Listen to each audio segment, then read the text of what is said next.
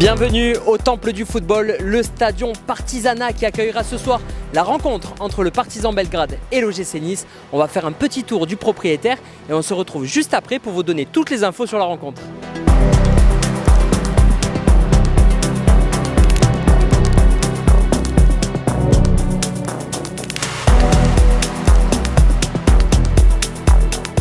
C'est dans ce décor que seule la Coupe d'Europe peut nous offrir que l'OGC Nice va affronter le Partizan Belgrade. Ce sera le premier match de l'histoire de l'OGC Nice en Serbie. Kefren Turam se prépare à vivre un match dans une chaude ambiance. J'étais venu en espoir la saison dernière, mais il y avait personne dans le stade, il n'y avait pas beaucoup de monde. Là j'espère qu'il y aura beaucoup de leurs supporters avec une ambiance très chaude. On veut qu'il y ait ces ambiances dans les stades.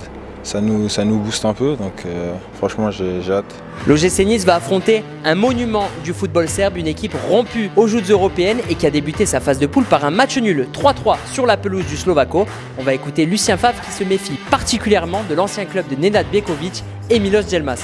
Ils sont revenus à 10 contre 11, ce qui est rare. Quand on voit les équipes qui jouent à 10 contre 11 maintenant, elles ont tendance plutôt à s'effondrer. Et ce n'était pas le cas de cette équipe-là, quoi. À la veille du match, les Aiglons ont déjà découvert le stade lors d'un entraînement auquel n'a pas pris part Andy Delors. L'attaquant est malheureusement blessé, il souffre d'une contracture à la cuisse. Il est absent tout comme Aaron Ramsey et Ross Barkley qui lui n'est pas qualifié. En revanche, l'OGC Nice enregistre le retour de deux hommes, Youssef Attal et Mario Lemina.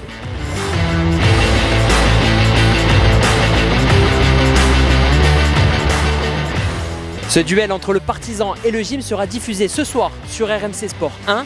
En attendant, on vous souhaite une très bonne journée et à ce soir.